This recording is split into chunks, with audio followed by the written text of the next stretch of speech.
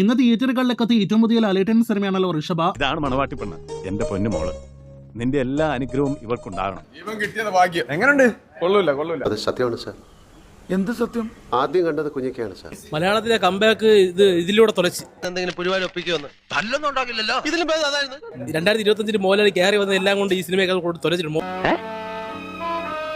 First ഹാഫൊക്കെ വെറും അപരാധ ലെവലായി. എല്ലാരും കൂടെ എന്റെ കൂടെ നിന്ന് തരി, ബാക്കി കച്ചവടങ്ങളൊക്കെ ഞാൻ ഉറപ്പിക്കാം. ബാഹുബലിയൊക്കെ ഇത് വെച്ച് കമ്പയർ ചെയ്ത് കഴിഞ്ഞാൽ ചിരിച്ച് ചാവാൻ കൊള്ളാം ഇതിനകത്ത്.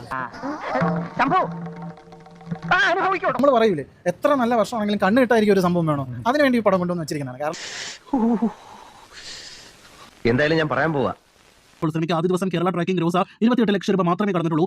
ഒരു അബദ്ധം പറ്റിപ്പോയി, നമ്മളെ കൈ പറ്റിയരുത്. 1500 പൂവ അപ്പോൾ ഋഷഭയുടെ ആദ്യ ദിവസത്തെ കേരള കളക്ഷൻ എന്ന് പറയുന്നത് 50 ലക്ഷത്തോളം രൂപയാണ്. 50 ലക്ഷം കിട്ടാനും കിട്ടാതിരിക്കാനും സാധ്യതയുണ്ടെന്നാണ് മനസ്സിലാക്കുന്നത്. എനിക്കൊന്നും അറിയാൻ മേലടോ, എന്റെ തല ചുറ്റുന്നു. കേരളത്തിൽ 50 ലക്ഷം കിട്ടാൻ സാധ്യതയുണ്ടെന്ന് പറയുന്നത് പോലെ വേൾഡ് വൈഡ് കളക്ഷൻ 1 കോടി കിട്ടാനും കിട്ടാതിരിക്കാനും സാധ്യതയുണ്ടെന്നാണ് മനസ്സിലാക്കുന്നത്. എടാ എന്റെ അവസ്ഥ ഒന്ന് ആലോചിച്ചോ. ഒരു പൂവെടുത്ത് ചെവിയിൽ വെച്ചിട്ട് റോഡിൽ കൂടി ഒന്ന് ഓടിയാലോ എന്ന് ആലോചിച്ചിരിക്കുകയാണ് ഞാൻ.